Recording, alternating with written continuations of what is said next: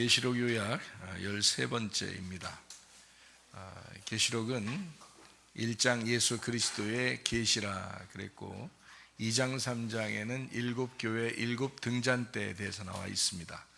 다 이기는 자는 이런 보상을 해주신다는 말이 나오고, 그리고 성령이 교회들에게 하시는 말씀을 귀 있는 자들은 들을지어다 이렇게 말씀합니다. 4장 5장에는 내생물 24장로 하늘 예배에 대한 이야기가 나오고, 6장부터 9장에는 일곱 인 일곱 나팔에 대한 이야기가 나옵니다. 11장에는 두 증인 두 감람나무 두 등잔대에 대해서 나와 있고요. 14장에는 14만 4천 명 순결한 신부에 대해서 나와 있습니다. 16장부터 18장에는 일곱 대접 음녀 짐승 심판에 대해서 나와 있는 말이죠. 19장에는 어린 양의 혼인잔치 8절에 세마포 준비에 대해서 나와 있어요. 20장에는 영 안에서 첫째 부활에 동참한다 생명책에 기록된다는 말씀이 있습니다. 21장 22장에는 새 예루살렘 생명나무 주님을 기다림 아멘 이렇게 되어 있는 말씀입니다. 요한계시록은 영적인 책입니다. 어떻게 보면. 그래서 비유나 은유가 참 많이 있고, 그러다 보니까 성경을 좀 그냥 그대로 보다가 이해가 잘 안 되는 부분들이 참 있는 것이 바로 요한계시록입니다. 하나님은 말씀이신데 하나님은 영이십니다. 그래서 영이면서 말씀인데 안 보여요. 그래서 보이지 않는 게 본질입니다. 보이지 않는데 존재하셔요. 말씀으로 영으로. 우리도 영이 있죠, 우리 속에. 근데 보이지 않죠. 근데 영은 존재하죠. 마찬가지로 하나님은 영이시다, 생명이시다. 이제 그 영이라는 말씀, 이것이 본질이고요. 그것이 이제 살아있다 할 때는 이제 생명이다 이렇게 말할 수 있죠. 그리고 그분의 그 활동력, 그분이 생명이신데 생명의 활동력은 사랑이다 이렇게 표현할 수 있죠. 그래서 하나님의 그 성품은 거룩함과 사랑에 있다 이렇게 볼 수가 있습니다. 하나님의 속성입니다. 공의로우시고 거룩하시고 사랑이 많으시다. 서로 연합하게 만들고 하나 되게 한다. 이제 이것이 속성입니다. 하나님의 그 특징이죠. 반대로 말하면 불안하게 만들고 이렇게 두렵게 만들고 또 이렇게 연합하지 않고 서로 흩어지게 만들고 그런 거 있잖아요. 사랑하지 않고 미워하게 만들고 거룩하지 않고 음란하게 만들고 이러면 이제 그게 사탄이 하는 짓입니다. 하나님하고 반대죠. 이렇게 반대로 된 거. 그래서 하나님하고 반대냐 또 하나님 편이냐 이렇게 하는 것은 우리가 이제 성경적으로 편하게 이제 전체적으로 우리가 생각하는 그 편하게 생각하는 그게 이제 바로 뭐냐면 육체냐 성령이냐 이렇게 구분하는 겁니다. 그러니까 육체도 영적인 거예요. 육체도 성경에서 육체라는 것도 영적인 거고 영도 영적인 겁니다. 그러니까 우리 몸이 있잖아요. 이 몸은 진짜 우리 몸이에요. 이런 몸. 그러니까 이제 귀신은 이런 몸을 안 가지고 있죠. 영적인 존재예요. 귀신은. 근데 귀신은 꼭 육체적인 걸 따라서 행동해요. 근데 우리 몸을 가진 게 이 몸은 실제적이고 우리 보이는 거잖아요. 근데 우리가 육체를 따라서 했다? 성경이 말하는 육체는 육체의 열매는 하나님의 나라를 유업으로 받지 못한다 할 때 그 육체적인 걸 따라했다? 우리 몸이 육체적인 걸 따라했다 그러면 그 악한 영을 따라한 거예요. 성경에서 구분하는 거는 우리가 이제 영을 따라서 했다, 성령의 열매를 맺었다 이러면 이 몸이 하나님의 영을 따른 거죠. 이렇게. 그러니까 이건 하나님 나라에 가는 거고, 이 몸으로 육체를 따랐다 그러면 이제 악한 영을 따른 건데 악한 영을 따른 거죠. 그래서 성경적인 구분은 네가 육체로 살 거냐 네가 성령으로 살 거냐 이렇게 구분하는 거예요. 그래서 육체로 산다 그러면 계시록에 말하는 음녀가 되는 것입니다. 그리고 이제 영을 따라서 성령을 따라 살게 되면 계시록에서 말하는 이제 신부가 되는 것입니다. 그러니까 육체냐 성령이냐 음녀냐 신부냐 이렇게 되는 거예요. 그리고 이제 계시록의 13장에 보면 이제 짐승이 나오죠. 짐승이라는 건 틀림없이 어디로 유도하겠어요? 음녀하고 이제 짝짝꿍하겠죠. 짐승이니까 음녀하고 짝짝꿍 할 거예요. 그래서 짐승이 음녀와 같이 존재한다는 거죠. 그래서 짐승은 우리에게 어디로 이제 우리 어떤 짓을 하게 만들려고 나타나는 거예요. 짐승은 음료 짓을 하게 만들려는 거죠. 음료 짓을 하도록 만들려고 나타나는 게 짐승이에요. 계시록 13장에 말하는 그 짐승. 그래서 666이라 그러는 거예요. 666이라는 건 뭐 6이라는 건 7에 안 도달하지 못한 거잖아요. 하나가 부족한 7에 도달하지 못한 하나가 부족한 6이잖아요. 그러니까 이 땅에서 우리 육신과 같은 그런 것을 얘기해요. 마치 이제 숫자로 말하는 걸 이 지역으로 말한다면 애굽과 같은 거를 6이라고 볼 수가 있다는 말이죠. 예수님이라고 하는 분이 이제 7이라고 한다면 안식 후 첫날 이제 부활한 예수님, 그래서 교회가 생겨나죠. 그래서 교회를 8이라고 하는 것입니다. 교회에 이제 소속된 모든 사람들을 통틀어서 12라고 하는 거죠. 그래서 8이라는 숫자가 12라는 숫자예요. 그러니까 부활한 성도들이죠. 그래서 12가 되는 겁니다. 그러니까 계시록의 마지막에는 이제 12로 모든 것을 다 이제 하늘나라를 만들어놨다 이렇게 되는 거죠. 그러니까 짐승은 꼭 666을 가지고서 활동을 한다고요. 그게 짐승이에요. 666이면 뭐 따른다고요? 육체를 따르는 거라고, 애굽을 따르는 거라고요. 그죠? 광야에 나왔는데 애굽을 가자는 거하고 똑같은 거예요. 애굽 가자고. 그러니까 옛날 그 삶으로 우리 돌아가자. 그러니까 이 몸을 가지고 영으로 따라가야 되는데 이 몸을 가지고 육으로 따라가자 이렇게 말하는 거하고 똑같은 거예요. 그러니까 음녀가 되도록 만드는, 음녀와 함께 있는 걸 짐승이라 이렇게 표현하고요. 그럼 이제 신부하고 같이 있는 거는 그럼 짐승과 반대가 돼야 되니까 뭐라겠어요? 짐승과 반대가 돼야 되니까 어린 양이죠. 어린 양. 짐승과 반대란 말이에요. 어린 양. 어린 양이라고 표현할 때는 뭐를, 어떤 의미를 가지고 어린 양으로 쓴 거예요. 우리의 신랑 되신 분을 어린 양이라고 그래요. 성전 신랑, 이것을 어린 양이라고 하는데 왜 어린 양으로 표현했다고요? 죽임당한다는 의미를 가지기 위해서 그래요. 그러니까 세상 죄를 지고 가는 하나님의 어린 양이로다 이렇게 하는 거예요. 그러니까 그 어린 양으로 표현할 때는 짐승에게 먹힘당한다 이렇게 되는 거죠. 그래서 짐승과 반대 이렇게 되는 거죠. 근데 이제 이 짐승은 음녀하고 관계가 안 좋아요. 이용하는 거지 서로. 그래서 육체적으로 사는 거란 말이에요. 그래서 서로 관계가 안 좋아요. 그런데 어린 양하고 신부는 관계가 굉장히 좋아요. 얼마나 관계가 좋냐면 어린 양이 신부 안에 들어가서 살아요. 어린 양이 신부 안에 들어가서 하나가 돼서 살아요.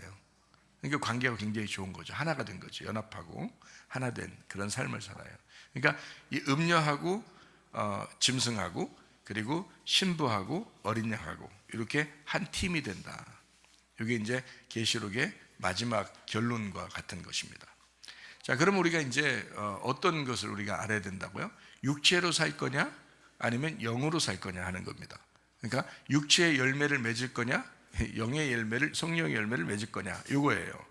그걸 이제 구분하는 거죠. 그러니까 본질적으로 하나님은 영이신데 하나님의 영을 우리가 따를 거냐, 타락한 귀신, 그러니까 악한 영, 하나님과 반대되는 사탄의 영을 따를 거냐 하는 거죠.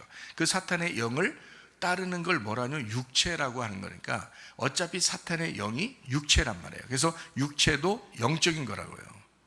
그래서 육체의 일은 이런 거다라고 말할 때는 교만, 거짓, 음란 꼭 들어가잖아요. 이게 왜냐하면 이게 사탄의 영이기 때문에 그런 거예요. 사탄의 영. 그럼 반대로 이제 하나님의 영은 어떤 거라고요? 교만 반대니까 겸손. 그렇죠? 음란 반대니까 거룩함. 그렇죠? 그리고 거짓의 반대면 진실함. 이렇게 되는 거죠. 미워함의 반대면 사랑. 이렇게 되는 거고요. 그래서 이렇게 육체라고 하는 것과 영적인 영의 이야기가 이렇게 딱 구분돼서 나타나고 있다. 이것을 가장 잘 구분해서 마지막 결론까지 이끌어가는 것이 바로 계시록이다. 계시록은 성경 전반적으로 요약하는 것과 같은 그런 내용을 담고 있다는 거죠. 그래서 말씀을 우리가 보게 되면 하나님의 영과 사탄의 영, 이것을 구분해서 영과 육체로 구분한다. 둘 다 영적인 존재인데 신부가 될 거냐 음녀가 될 거냐, 어린 양을 따라갈 거냐 짐승을 따라갈 거냐에 대한 내용을 담고 있다 하는 것입니다. 우리가 영의 구원을 받았어요. 십자가 예수의 피로 우리가 영의 구원을 받았습니다. 유월절 어린 양 예수님을 통해서 애굽에서 모든 사람들이 다 구출받았어요. 구원을 받았어요. 그러면 이 사람들이 가야 할 곳이 광야란 말이에요. 광야에 가서 거기서 넘어지는 사람들이 꽤 많다는 거죠. 꽤 많은 게 아니라 여호수아 갈렙 빼놓고 나머지 다 넘어졌다고 성경은 기록하고 있습니다. 그 정도로 이 영혼의 삶이 쉽지가 않은 거예요. 자, 우리가 영적인 구원을 받았어요. 예수 그리스도의 십자가를 통해서 구원을 받았기 때문에 예배 드리는 거잖아요. 그래서 모였잖아요. 그런데 우리가 영혼의 삶을 살아간다고요. 지금 죽을 때까지 우리가 살아가는 그 광야의 생활을 한다고요. 그 광야의 생활에서 여기서 대부분이 다 넘어진다는 겁니다. 이 생활에서. 그러니까 정신 차려야 된다. 기도해야 된다. 깨어 있어야 된다. 그래서 너희가 정신을 차리고 깨어 있어 기도하라. 이렇게 말하는 겁니다. 성경에서는요. 그러니까 사탄은 우는 사자와 같이 삼킬 자를 찾고 있다는 거예요. 다 넘어집니다. 제가 볼 때는 안 넘어질 사람 거의 없어요. 왜냐하면 그들의 약점을 잘 알거든요. 마귀가 그들의 약점을 잘 알죠. 그 귀신들이, 그 집안에 내려오던 귀신들이 있을 거 아닙니까? 그 귀신들이 그 사람에게 딱 붙어가지고 그거 넘어뜨리려면 그거 엄청 쉽죠. 왜냐면 다 아니까. 그 집안을, 내력을 다 알고 있기 때문에 어디가 약점이 있다는 것을 다 알아요. 무엇이 약점이다. 이 사람은 결핍이, 어디가 결핍이 있겠구나. 이 사람은 목을 건드려 놓으면 넘어지겠구나. 금방 알죠. 그러니까 안 넘어지는 사람이 거의 없다는 거예요. 문제는 넘어지려고 할 때 또는 넘어졌을 때 바로 일어나야 될 수 있는, 넘어지려고 할 때 바로 정신을 차리는, 그래서 평상시 내가 이렇게 정신 차리고 내가 살아야지 하는 그런 마음을 가지는 것이 이제 사탄의 우는 사자같이 삼킬 자를 찾는 그 마귀를 이기는 방법이라는 거죠. 그게 정신 차리고 깨어서 기도해야 된다. 그 깨어서라는 말은 잘 이제 통찰하고 보는 것을 얘기하는 건데요. 배우고 깨우치고 보고 이렇게 하라는 거예요. 그런 것이 없이 말씀 이런 거 알지도 못하고 그런 상태에서 기도만 무조건 한다고 되는 게 아니죠. 그 사람도 넘어집니다. 왜냐하면 말씀을 몰랐기 때문이에요. 말씀을 모르면 그냥 넘어져 버려요. 열심히 그래서 막 기도하고 철야하고 금식하고 막 하던 사람이 갑자기 막 이상해지고 갑자기 자기 생활에 엉망진창, 이런 사람들이 많이 있죠. 왜 그러냐면 말씀을 몰라서 그런 거예요. 말씀을 몰라서. 그러니까 지긋하게 우리의 믿음을 유지하는 것은 말씀입니다. 그리고 그 말씀을 내 속에 있는 감정이, 기도를 통해서 그 감정이 살아가는 거죠. 그래서 말씀과 기도로 거룩해진다, 이렇게 말하는 겁니다. 그러니까 말씀이 우선이고 그 다음에 기도가 따라와야 그 말씀이 살아있는 거가 되는 거죠. 그래서 말씀이 총알이라면 뒤에서 화약으로 때려주는 게 기도예요. 그래서 말씀과 기도는 같이 가는 겁니다. 근데 뒤에 화약만 있으면요, 뻥 뻥은 나가는 건 없어. 말씀이 없어요. 그냥 뻥뻥. 이걸 뭐라 그래요? 무슨 탄이라고 그래요? 공포탄이라고 그래요. 공포탄이라고 그래요. 이거 공갈탄. 이거 그냥 때려주기만 해. 화약만 터지는 거야. 근데 앞에 나가는 건 없어요. 그게 뭐냐면 기도예요. 말씀을 모르는 기도, 주의 뜻을 모르는 기도예요. 그거 잘못하면 금방 넘어질 수 있습니다. 그런 사람들은요. 그래서 말씀으로 준비된 사람이 한마디 기도를 하더라도 하나님과 진실한 아버지의 뜻을 구하며 기도할 수가 있다는 겁니다. 그래서 아버지의 뜻대로 기도하는 자가 흔들리지 않는 거예요. 아버지의 뜻대로 행하는 자가 천국 가는 거고요. 그러니까 예수님이 그렇게 기도하신 분이에요. 그래서 우리 보고 기도하라고 가르쳐 줄 때도 어떻게 기도해요? 하나님 아버지의 뜻이 하늘에서 이룬 것처럼 하나님 아버지의 뜻이 하늘에서 계획했던 그 계획대로 이 땅에 이루어지기를 원하나이다 하고 기도하라고 우리한테 가르친다는 거죠. 그죠? 하나님의 뜻이, 아버지의 뜻이 하늘에서 이룬 것 같이 땅에서도 이루어지이다, 이렇게 기도하라고 그러잖아요. 그러니까 그 뜻을 먼저 알아야 된다는 거죠. 그러니까 기도하는 거 중요하죠. 그런데 그 뜻이 참 중요하다. 이것을 여러분이 꼭 기억하고 말씀과 기도로 충만하시기를 바랍니다. 1장에는 예수 그리스도의 계시라 이렇게 말했다겠죠. 예수님께서 열어주시는 책이다, 이런 말이고요. 그러니까 뭐 원래 요한도 사실 요한 계시록이 아니죠. 요한이 열어주는 그런 책이 아니잖아요. 요한도 그 계시를, 예수님의 계시를 받은 거잖아요. 그래서 예수님의 계시다, 예수 그리스도의 계시다, 이렇게 표현하죠. 1장에는요. 2장, 3장에는 7교회 7 등잔대에 대한 이야기가 있습니다. 그래서 일곱 교회 일곱 등잔대가 일곱 교회에 대해서 이제 요한계시록에서 일곱 교회에게 계시록을 다 이제 쓴 거니까 일곱 교회의 그 순서대로 이루어졌다는 말도 있고, 그리고 한 교회에 어떤 교회는 일곱 교회 이런 교회, 또 어떤 교회는 일곱 교회의 다른 교회, 이렇게 볼 수도 있다고 하죠. 그리고 한 교회 안에 일곱 교회의 특성이 다 들어있다. 어떤 사람은 이 교회, 어떤 사람은 저런 교회처럼 살고 있다는 거고요. 또 아니면 우리 마음속에 일곱 개가 다 들어있어서 어떨 때는 이렇게 이런 교회처럼 나오고, 어떨 때는 이런 교회처럼 나오고, 이렇게 한단 말이에요. 그런 특성들을 이제 가지고 있다. 그래서 먼저는 이제 내 자신에게 일곱 교회가 일곱 특성이 있다라고 하는 것을 생각하고 성경을 보는 것이 더 맞죠. 왜냐하면 내 자신을 먼저 돌아볼 수 있는 거니까. 그래서 일곱 교회를 머나먼 일곱 교회다 이렇게 생각하지 말고, 우리 속에 있는 일곱 가지 특성이다. 일곱 가지지만 하나의 그 교회예요. 그래서 하나로 연결된 거란 말입니다. 그리스도, 예수 그리스도에 대해서 말씀하시는 그 교회라는 얘기죠. 일곱 교회, 일곱 등잔대에 대한 이야기가 나와 있고요. 4장 5장에는 내생물 24장로 하늘 예배, 성막 성전에 대한 이야기죠. 하나님 말씀을 중심으로 성막 성전에 대한 이야기를 하고 있습니다. 6장부터 9장에는 일곱 인, 일곱 나팔에 대한 것이 있는데, 일곱 인에는 이제 4분의 1가량을, 일곱 나팔에는 3분의 1가량을 파괴하고 심판합니다. 이렇게 되는 것은 점점점 더 많이 심판한다는 것을 의미하고, 16장부터 18장까지의 이제 전부를 심판하는 것을 이제 말하죠. 그래서 4분의 1, 3분의 1 전부를 심판해서 결국 우리를 사라지게 만드는, 그리고 예수 그리스도의 온전한 신부만 남을 수 있도록 하는 것을 성경에서는 목표로 삼고 있습니다. 그렇게 성경을 보면 좀 더 이해가 되죠. 그리고 이제 10장 같은 데는 이제 입에서 달게 먹었는데 배에서는 쓰다. 그리고 그 사람이, 그렇게 배에서 쓴 그 사람이 다시 예언을 해야 된다라는 그런 말을 해요. 그 말은 하나님 말씀의 복음을 들었고, 그리고 그 말씀을 네가 경험했으면 그것을, 그 경험한 것을 다시 말해야 된다라는 그런 이야기가 이제 10장의 내용입니다. 11장의 내용은 두 증인, 두 감람나무, 두 등잔대에 대한 이야기가 됩니다.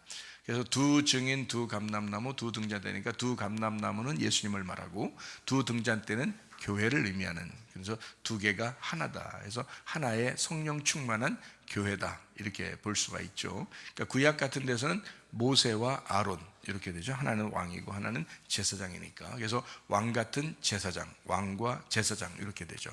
그래서 또 이제 스가랴서나 학개서 같은 데서는 이제 대제사장 여호수아와 그리고 총독 스룹바벨 이렇게 볼 수가 있죠.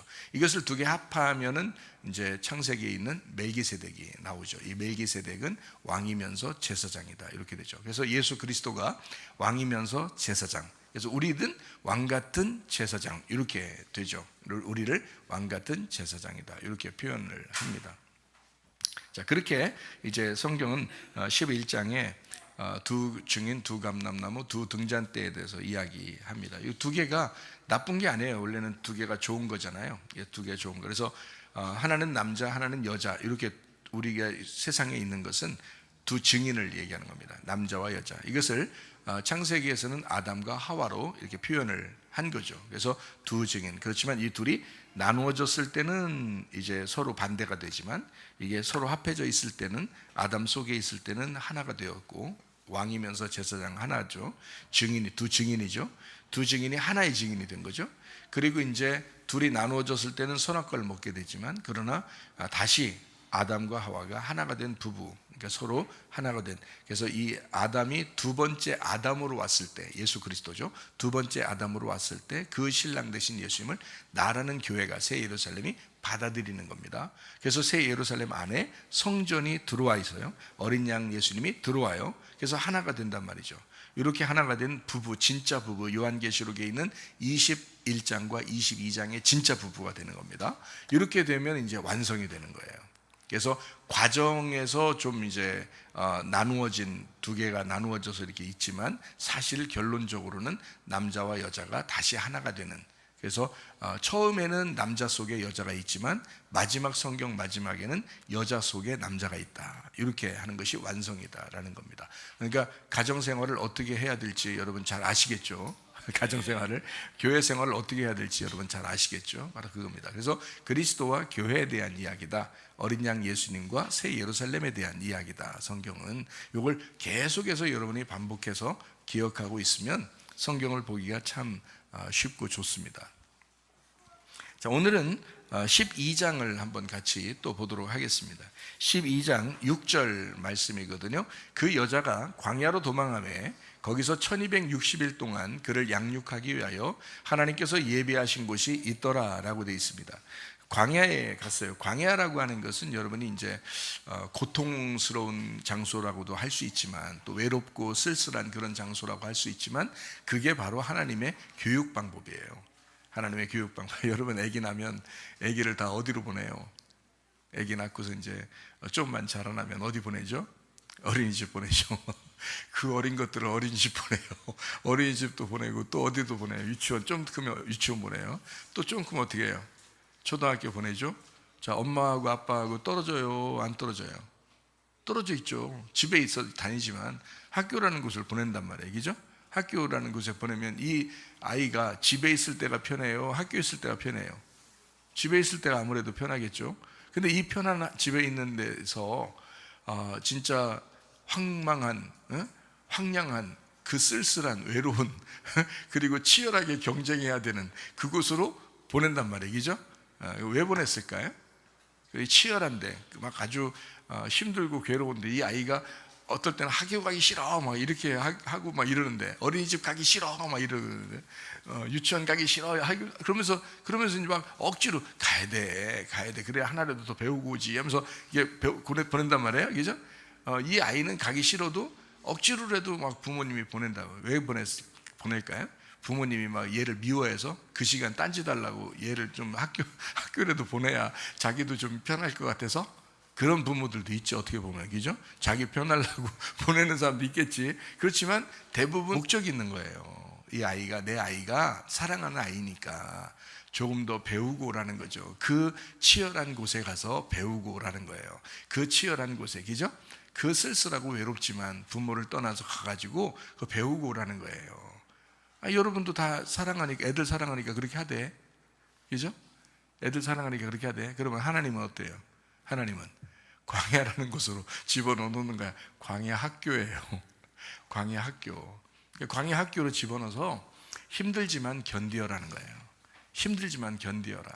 그게 양육입니다.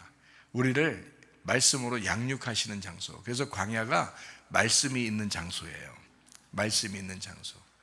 말씀이 있는 그 장소가 광야. 그래서 말씀이 있는 장소라는 단어 그 의미가 그냥 광야라는 단어예요. 그러니까 광야, 너 광야에 가잖아? 그럼 너 말씀으로 양육받을 거야. 그런 얘기예요. 그러니까 여기에 지금 여자가 광야로 갔어요. 광야로 가니까 여자는 뭐예요? 나를 얘기할 수도 있는 거죠. 그죠? 그리고 교회를 얘기할 수도 있는 거잖아요. 그죠? 우리를 다 얘기할 수 있는 거잖아요. 그런데 그 여자가 광야로 도망갔는데 거기서 1260일 동안 그를 양육하기 위해서 하나님께서 예비하셨다. 이렇게 이야기하잖아요. 그죠? 그래서 1260일은 양육하는 기간이고요. 그리고 광야에서 양육한다, 이제 교육시킨다, 이런 의미입니다. 교육시킨다, 양육한다. 근데 1260일 그러면 아무래도 숫자가 많죠. 그죠? 숫자가 많으니까 이것은 양육하는 기간이다. 우리의 삶의 기간이다. 우리 인생의 전부다. 이렇게 볼 수 있죠. 그죠? 예, 그게 42달인데 그게 3년 반인데요. 그게 1260일이에요. 1260일을 양육하는 기간이다 할 때는 양육을 갖다가 그러니까 많은 숫자를 잡았어요. 그래서 많은 숫자로 양육한다. 1260일을 양육한다. 이제 이런 이야기를 한 것입니다. 자, 12장 7절, 8절 말씀입니다. 하늘에 전쟁이 있으니 미가엘과 그의 사자들이 용과 더불어 싸울새 용과 그의 사자들도 싸우나 이기지 못하여 다시 하늘에서 그들이 있을 곳을 얻지 못한지라. 하늘에 전쟁이 있다. 하늘에 전쟁이 있다는 말은 무슨 전쟁이 있다는 얘기를 하려고 하는 거예요? 영적인 전쟁이 있다, 이런 얘기죠. 그러니까 하늘에 전쟁이 있다 왜 괜히 쓰겠어요? 전쟁하면 땅에서 전쟁하는 거지, 왜 땅에서 전쟁할 때 막 싸우고 그러잖아요. 그런 얘기를 쓰는 거지, 뭐하러 하늘에 전쟁이 있다 이렇게 얘기했어요. 영적인 전쟁을 의미하는 내용입니다. 영적 전쟁에서 이기지 못하고 이제 있을 곳을 찾지 못하고 쫓겨나는 그런 자들이 있는 거죠. 그죠? 쫓겨나는 것들. 자, 12장 9절 10절 말씀입니다. 큰 용이 내쫓기니 옛뱀 곧 마귀라고도 하고 사탄이라고도 하며 온 천하를 꿰는 자라. 그가 땅으로 내쫓기니 그의 사자들도 그와 함께 내쫓기니라. 내가 또 들으니 하늘에 큰 음성이 있어 이르되 이제 우리 하나님의 구원과 능력과 나라와 또 그의 그리스도의 권세가 나타났으니 우리 형제들을 참소하던 자 곧 우리 하나님 앞에서 밤낮 참소하던 자가 쫓겨났고 라고 되어 있습니다. 큰 용이 옛 뱀이고 그가 마귀고 사탄이다. 근데 어떤 자냐? 온 천하를 꿰는 자다, 이렇게 됐습니다. 그러니까 온 천하는 바로 나를 의미해요. 첫 번째는 이제 아담과 하와죠. 그러나 이제 지금은 우리를 얘기하는 거죠. 그죠? 우리, 이 세상에 태어난 우리들, 온 천하를 꿰는 자다. 온 천하가 나잖아요, 그죠? 내가 안 생겼으면 이 세상 온 천하가 무슨 필요 있어요? 내가 있으니까 온 천하가 필요한 거지, 그렇죠? 그러니까 온 천하를 꿰는 자, 바로 나를 꿰는 자다, 이렇게 하죠. 영들, 참소하는 자들이다, 이렇게 이야기했습니다. 그게 이제 큰 용, 옛 뱀, 마귀, 사탄, 온천하를 꿰는 자 다 마찬가지예요. 그러니까 뭐 참소하고 거짓말하고 외식하고 뭐 이렇게 하겠죠, 그죠? 참 이 세상에서 보면 진실이 안 이기는 것 같고 꼭 거짓이 이기는 것 같이 세상이 막 돌아가죠, 그죠? 정치도 그렇고 경제도 그렇고 사람 상대하는 것도 그렇고 거짓이 얼마나 많이 만연하고 그게 이기는 것처럼 보일 때가 얼마나 많은지 몰라요, 그죠? 그러나 결국에는 진실함이 이길 것이다. 결국엔 어둠이 그렇게 이기는 것 같이 막 우리에게 무서움을 준다 할지라도 어느 날 보면, 결론적으로 보면 빛이 어둠을 이길 것이다 라는 것입니다. 그것을 우리가 이제 이해해야 됩니다. 영적 전쟁에서는 마치 좋은 것이 나쁜 것에게 지는 것처럼 여길지라도 어느 날 보면, 결론적으로 보면 반드시 빛이 어둠을 이기고 진실이 거짓을 이기게 된다라고 하는 것을 우리가 알게 됩니다. 자, 계시록 12장 14절 말씀입니다. 그 여자가 큰 독수리의 두 날개를 받아 광야 자기 곳으로 날아가 거기서 그 뱀의 낯을 피하여 한 때와 두 때와 반 때를 양육받았다라고 했습니다. 여자가 한 때, 두 때, 반 때를 양육받았다. 이 한 때, 두 때, 반 때가 42달, 그게 1260일이에요. 그래서 1260일 동안 양육받는다라는 말이 있잖아요. 그걸 이제 여기서는 한 때, 두 때, 반 때라고 이제 이야기를 했습니다. 예수님이 이 땅에 오셔서 일을 하신 것도 얼만큼 일했죠? 3년 반을 했죠. 한 때, 두 때, 반 때입니다. 3년 반이죠. 예수님의 제자들이 유대인들을 구원하기 위해서 제자들이 흩어져서 사도들이요 흩어져 가지고 교회를 세우면서 전도하는 그 유대인들의 전도 기간도 한 때, 두 때, 반 때입니다. 그러니까 3년 반이죠. 그러니까 이렇게 3년 반, 한 때, 두 때, 반 때, 42달, 이 42달은 이제 고통을 의미하는 거고 1260은 양육을 의미하고 결국 이것이 한 때, 두 때, 반 때를 설명하는 그런 내용이에요. 한 때, 두 때, 반 때는 여러분이 다니엘서 9장하고 이렇게 비교해 가지고 제가 설명을 또 해준 적이 있습니다. 그리고 또 해줄 거예요. 앞으로도 마찬가지입니다. 자, 12장 15절 16절 말씀입니다. 이 말씀을 이제 우리가 정리하고 마치도록 그렇게 하겠습니다.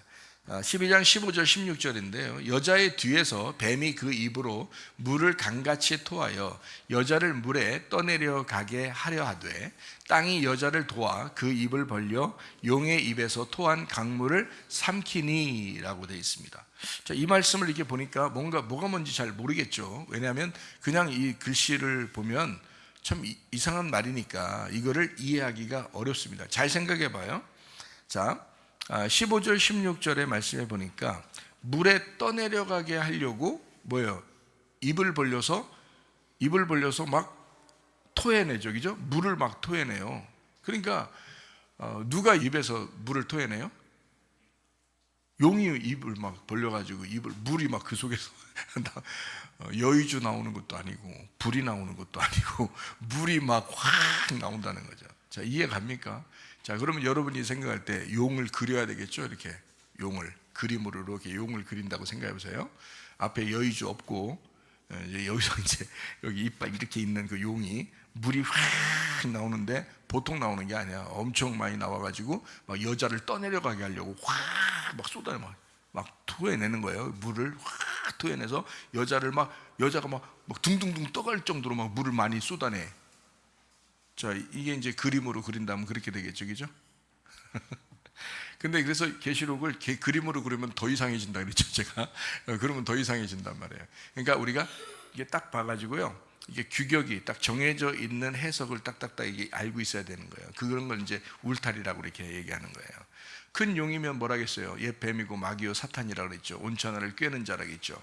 그리고 그의 입에서 물이 확 나왔으니까 용의 입에서 나온 거니까 좋은 거예요, 나쁜 거예요? 나쁜 게 나왔겠죠, 틀림없이, 그죠? 좋은 게 나왔으면 용의 입에서 나왔다 하겠어요? 예수님의 입에서 빛나는 칼이 확 나왔다 이렇게 말한다면 그건 진리의 말씀을 얘기하지, 그죠? 근데 용의 입에서 물이 확 나왔다 하니까 이거는 물은 좋은 건데, 물이라는 건 말씀이고 좋은 거죠, 그죠? 성경에서 보면 물은 말씀이고 좋은 건데, 좋은 게 많은데, 근데 용의 입에서 나왔다는 게 문제죠, 그죠? 그래서 용의 입에서 나왔으니까 거짓 말씀인 거지, 그죠? 거짓 말씀, 진리의 말씀이 아니라 거짓 말씀이 확 떠내려가게 했다는 거죠. 물은 좋은 건데 물을 용이 입에서 확 떠내려가게 했다는 거죠. 그러니까 안 좋은 거지, 그렇죠? 자, 그래서 물에 이제 떠내려가도록 확 했는데 땅이 입을 탁 벌리고 있는 거예요. 그래서 물을 다 받아버린 거야. 땅이 물을 확 받아가지고 이제 물이 딱 사라진 거야. 그러니까 용이 엄청 이제 황당한 거죠. 자기가 쏟은 물이 갑자기 땅으로 확 흡수가 돼 버리니까 이제 황당했다. 뭐 이런 이제 얘기예요. 그러니까 막 승질내고 막 이제 용이 막 이러는 거예요. 자, 땅이 입을 벌려 그래서 거짓 말씀을 삼킨 거예요. 그죠? 땅이 거짓 말씀을 삼킨 거야. 자, 거짓 말씀을 삼키면 어떻게 돼요? 거짓 말씀을 삼키면 어떻게 되죠? 여러분이 잘 생각해 봐요. 여러분이 거짓 말씀을 삼켰어. 그러면 어떻게 될까? 자, 용이 물을 확 이게 보내가지고 여자를 떠내려가게 해서 여자를 좋게 만들려고 한 거예요? 나쁘게 만들려고 한 거예요? 나쁘게 만들려고 하니까 용이 입을 벌려서 물을 확 내버렸지. 그렇죠? 그런데 땅이 그 입을 확 벌려가지고 땅이 그 물을 다 받아버렸어요.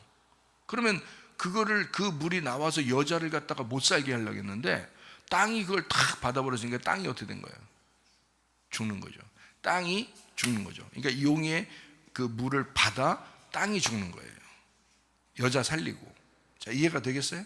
예, 이렇게 하면 이제 그림 안 그려도 여러분이 이해가 되시겠죠? 이게 어떤 균형을 잡아서 지금 얘기해야죠, 그죠? 성경을 균형을 잡아서 얘기를 해야 된다. 자, 그러면 자, 왜 이 용의 입에서 물이 나왔다는 표현을 자꾸 할까? 여기서 계시록을 쓸 때는요, 초대교회 시대입니다. 초대교회 시대. 이 초대교회 시대에, 그리고 지금까지도 마찬가지예요. 지금도 그런 종교가 있습니다. 초대교회에는 어떤 교리가 이제 발달을 했었냐면, 이제 용이 물을 확 내보냈다 그러잖아요. 근데 이게 왜 그런 표현을 여기서 성경에 하고 있냐면, 이게 무슨 그림을 그려서 이상한 그림을 표현하려고 한 게 아니고, 옛날에는 이런 게 있었어요. 뭐냐면 예수님이 제자들에게 명령을 하신 것이 딱 한 가지입니다. 명령한 게요. 근데 명령한 게 한 가지인데 뭐냐면 제자를 삼아라 있어요. 예수님이 이제 부활 승천하면서 이제 제자들에게 부탁한 것이 뭐냐면 너희들은 제자를 삼아라. 이거 딱 하나의 부탁이에요. 제자를 삼으려면 두 가지 행동을 해야 된다. 두 가지 행동. 하나는 뭐냐면 침례를 베풀어라. 침례를 베풀어라. 그러니까 네가 제자를 삼으려면 제자를 삼아야 되는데 그게 이거 하나 해야 되는데 여기에서는 반드시 침례를 줘라. 침례를 줘라. 그리고 가르쳐서 지키게 해라 그랬어요. 그러니까 제자를 삼는데 제자를 삼아라 라고 하는 그 명령에서는 두 가지를 해야 된다. 하나는 침례를 주고 하나는 가르쳐서 지키게 해줘야 된다.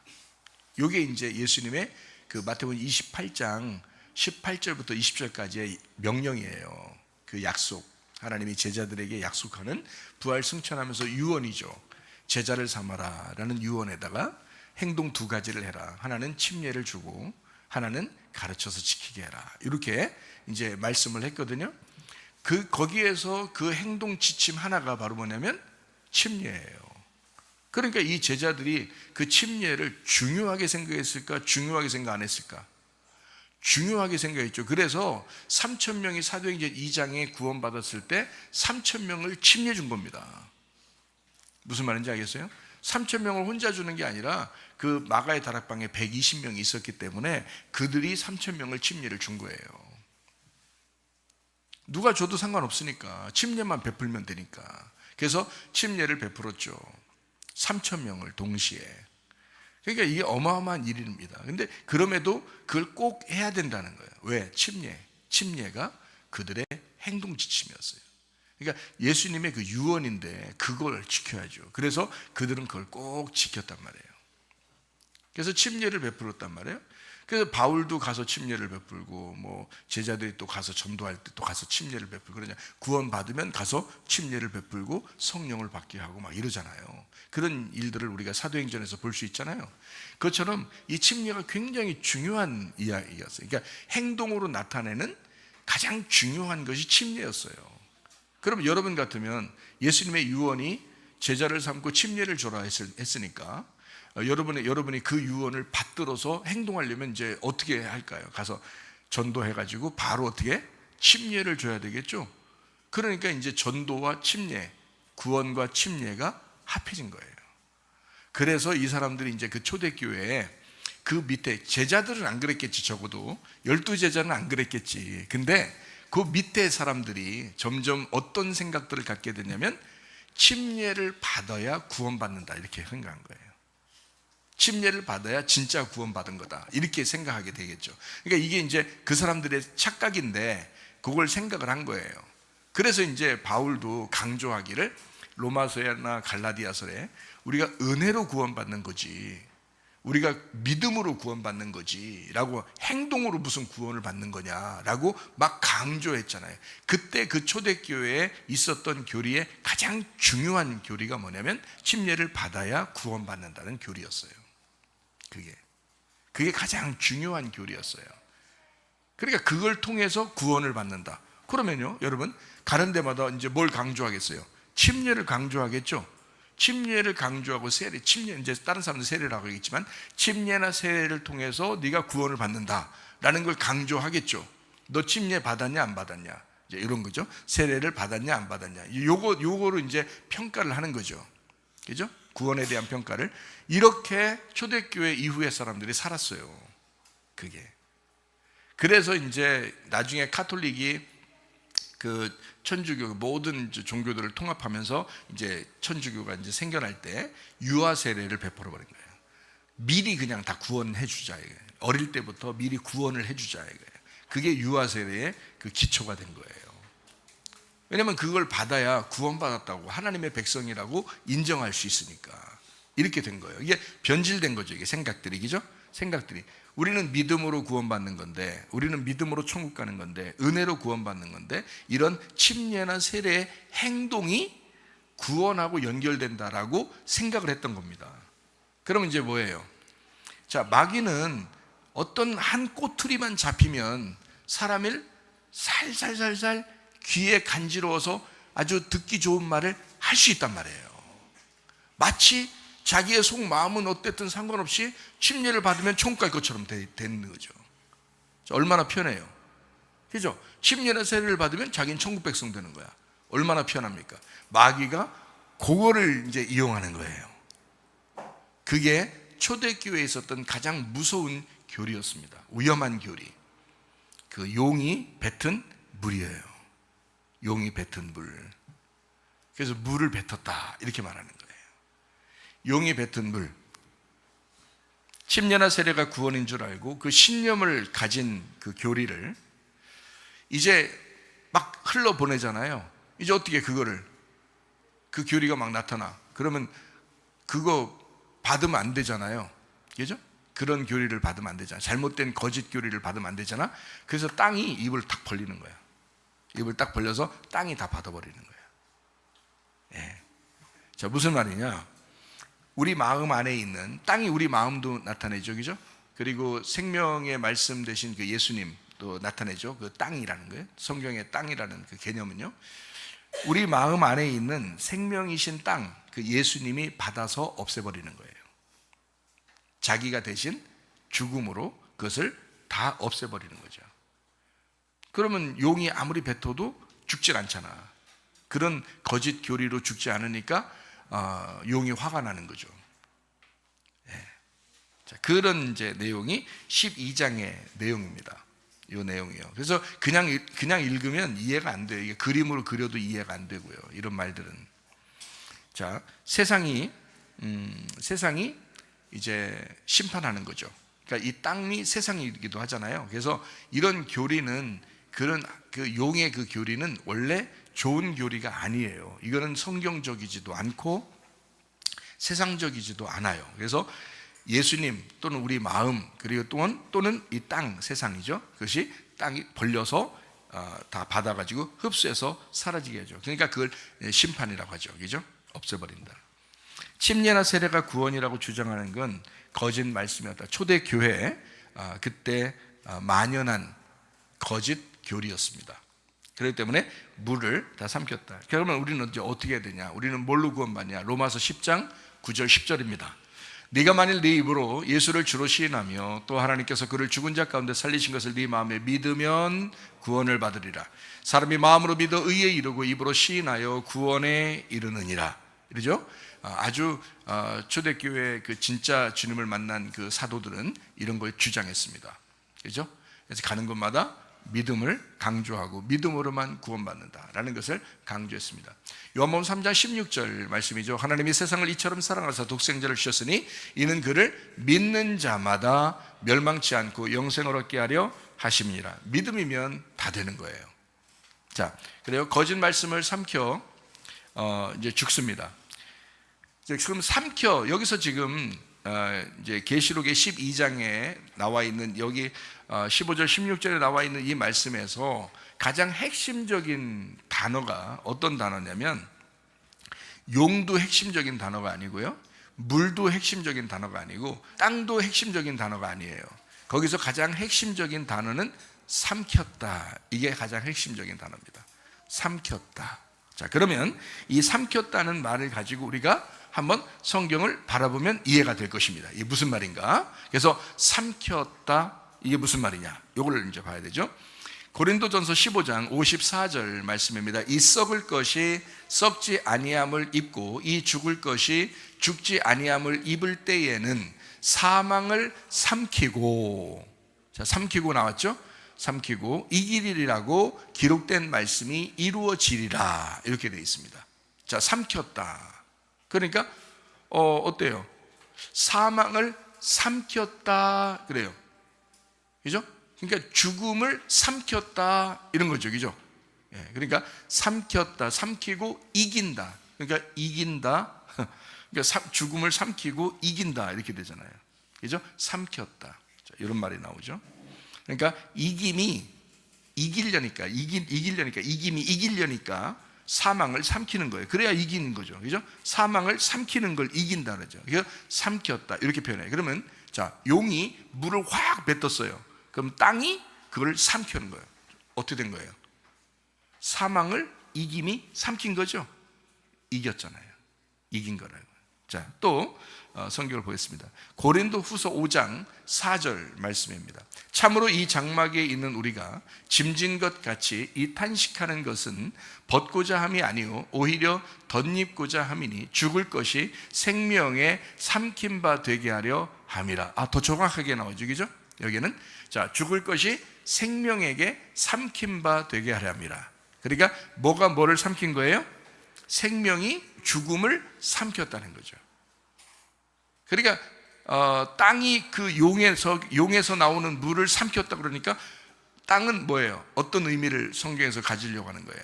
좋은 의미를 가지려고 하는 거죠. 그죠? 그리고 땅에 물이 나오는 것은 이거는 나쁜 의미를 나타내는 거죠. 그죠? 자, 봐요. 죽음을 생명이 어떻게 해요? 삼키죠. 그죠? 죽는 것을, 사망이라고 하는 그 죽는 것을 이김이 삼키죠. 용에서 나오는 물을 땅이 삼키죠. 어때요? 그러니까 이해가 좀 되죠, 더. 그죠? 여기 계시록의 이 말씀은 이런 의미를 쓰려고 여기다가 이렇게 썼구나. 그런 의미를 모르면 이게 잘 이해가 안 되는 말씀이었구나, 이제 이런 말이죠. 히브리서 11장 29절 말씀입니다. 믿음으로 그들은 홍해를 육지같이 건넜으나 애굽 사람들은 이것을 시험하다가 빠져 죽었으며, 이렇게 됐습니다. 그죠? 그러니까 그 애굽 사람은 세상 거짓, 교리, 홍해 바다에 빠져 죽었다. 그러니까 큰 용이 막 물을 흘러보내면 애굽 사람은 거기에 휩쓸려가가, 그죠? 거기에 빠져 죽는다는 거죠. 그러니까 물에 빠져 죽는 거죠. 자, 홍해 바다는 어떻게 돼야 돼? 그러니까 죽음의 바다죠. 이게 건너가야 돼. 이게 갈라져야 되고, 이게 찢어져야 되고, 거기서 건너가야 돼요. 그죠? 그러니까 이 홍해 바다를 건너면서 이 애굽을 그리워하고 애굽에 있던 병사들, 애굽에 있는 사람들은 들어오면서 그냥 다 빠져 죽어버리는 거죠. 근데 이스라엘 사람들은 어떻게 됐어요? 빠져 죽었어요? 그 홍해 바다에서 다 빠져나왔죠. 이렇게 여기 죽음에 삼킴 당하지 않고 빠져나왔잖아요. 광야로 부활한 겁니다. 광야 쪽에서 볼 때는 애굽에서 이쪽으로 부활해 온 거예요. 광야 쪽에서 볼 때는, 애굽 쪽에서 광야를 볼 때는 죽으로 들어가는 것 같은 거고, 이 홍해 바다를 죽으로 들어가는 것 같은 거고, 광야에서 볼 때는 빨리 나와, 부활해야 돼, 빨리 나와라, 이렇게 하는 거고요. 그래서 광야 쪽에서는 부활하는 거고, 애굽 쪽에서는 사망하는 겁니다. 이해가 되겠어요? 애굽 사람들이 볼 때는 저 사람들이 죽으로 들어가는 거구나라고 생각했고, 광야에서 볼 때는 이 사람들이 부활해서 나온다라고 생각하는 겁니다. 이게 홍해 바다의 비밀입니다. 그래서 애굽에 있는 사람들은 그 거짓 교리에, 그 홍해 바다에 다 빠져 죽었다라고 이야기하고 있습니다. 베드로전서 5장 8절 말씀입니다. 근신하라 깨어라, 너희 대적 마귀가 우는 사자같이 두루다니며 삼킬 자를 찾는다. 마귀가 삼킬 자를 찾아 돌아다닌다. 마귀도 삼킬 자를 찾아 돌아다닌다. 자, 그러니까 마귀가 막 다 죽이려고 하잖아요. 그러니까 홍해 바다도 막 사람들을 다 흡수해서 죽여버리려고 다 기다리고 있잖아요. 무슨 말인지 알겠어요? 그러니까 애굽에서 들어온 사람들 다 잡아먹잖아, 홍해 바다가. 그죠? 마귀가 삼킬 자를 기다리고 있는 거예요. 거기에 애굽에서 틀림없이 들어오는 사람들은 어떤 사람들이겠어요? 유월절 어린 양의 피로 구원받지 못한 사람들이라고요. 유월절 어린 양의 피로 구원받은 사람들은 하나도 빠짐없이 다 홍해 바다를 건너서 갔어요. 뒤에 따라오는 애굽 백성들입니다. 자, 이 병사들, 그 사람들은 유월절 어린 양의 피에 적신 사람들이 아니에요. 구원받은 사람들이 아니라고요. 그죠? 그 사람들은 홍해 바다가 벌리고 있다가 그걸 다 삼켜버렸다고요. 그 죽음이 그들을 삼켜버렸다. 자, 마귀가 우는 사자와 같이 그들을 기다리고 있다가 삼켜버렸다는 거지. 여러분, 어떤 사람으로 살아갈 거냐? 우리가 유월절 어린 양의 피에 적셔진 사람이 되어야 합니다.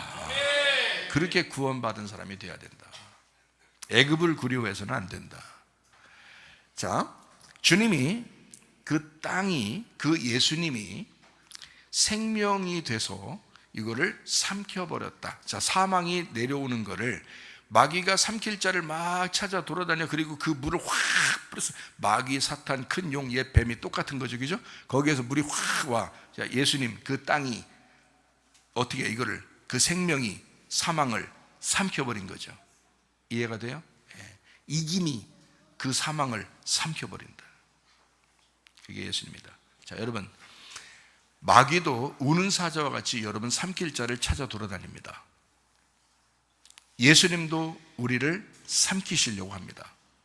여러분, 마귀가 뱉는 그 물에 삼켜질 것이냐, 아니면 예수 그리스도가 하시는 그 말씀, 그 물에 우리가 삼켜질 것이냐, 어디에 우리가 소속될 것이냐. 거짓 말씀에 삼켜서 사는 자가 있고 진리의 말씀에 삼켜서 사는 자도 있다. 진리의 말씀이 거짓의 말씀을 삼켜야 합니다. 생명이 사망을 삼킨 자, 생명이 사망을 삼켜야 합니다. 그렇게 우리가 살아가야 합니다. 야고보서 2장에 보면 귀신들도 하나님을 믿고 떤다 그랬습니다. 다시 말하면 귀신보다 더 나은 믿음을 우리가 가지고 있어야 된다는 겁니다. 진리의 말씀, 거짓이 아니라 진리의 말씀. 다시 말하면 진짜 귀신보다 더 나은 믿음의 소유자, 뭐냐 이거예요? 영혼 구원이에요. 광야에서의 삶의 그 영혼 구원, 삶의 예배의 삶이에요. 우리의 1260일을 하나님 앞에 양육받으며 사는 사람. 다시 말하면 진짜 거짓의 말씀이 뭐냐면요, 하나님을 몰라서가 아니에요. 이 귀신들도 하나님 알아요. 근데 거짓 말씀을 가지고 있다고요. 용, 마귀, 옛 뱀, 사탄, 하나님 모르겠습니까? 하나님 아는 자들이에요. 하나님 아는 거라고. 사탄이, 그 마귀도 하나님을 안다고요. 그러니까 이들이 가지고 있는 것을 가지고 뭘 우리에게 한다고요? 어떻게 넘어뜨리려고 한다고? 육체로 넘어뜨리려고 한다고. 그래서 음녀를 만들어 버리려고 한다고요. 그러니까 육체로 네가 살게 해서 음녀를 만들어 쓰러지게 하는 거, 이게 마귀, 사탄, 옛뱀, 큰 용의 작전이라고요. 그게 거짓 말씀입니다. 그러면서 이 사람들이 어떻게 살게 하기를 원하냐면, 이 용과 마귀, 사탄, 옛뱀은 우리가 믿음만. 그러니까 귀신도 그 믿음을 가지고 하나님을 믿는다니까. 그래서 두려워하고 예배하고 그런다니까요. 예배는 뭐 못하지. 두려워하죠. 막 경외하고 두려워하고 떨고 막 이런단 말이에요. 귀신도. 근데 몸이 없잖아요. 그러니까 행함이 안 되는 거예요.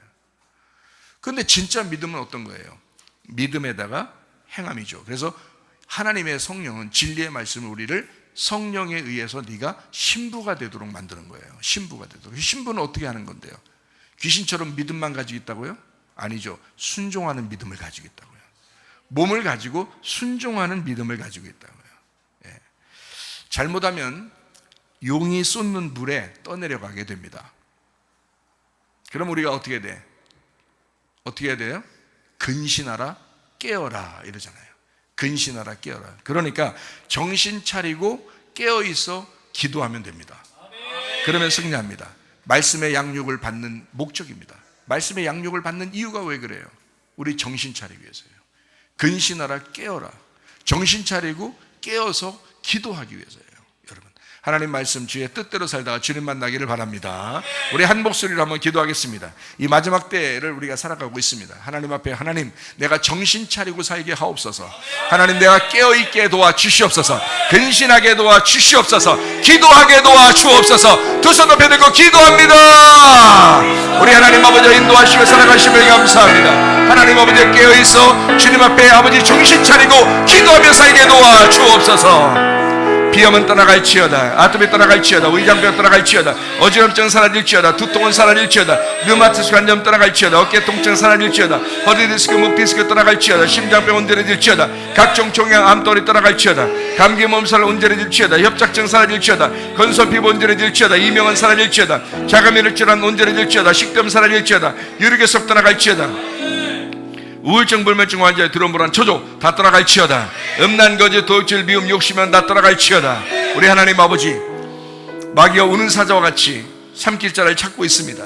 그러나 하나님 아버지, 우리가 정신 차리고 깨어있어 기도하는 주의 백성들이 다 되게 하옵소서. 진리의 말씀으로 살다가 주님 만나게 하옵소서. 예수님 귀하신 이름 받들어 기도 올리옵나이다. 아멘. 주님 감사합니다. 우리 하나님 아버지 함께 하시고 사랑하심을 믿습니다. 우리 하나님 도와주옵소서.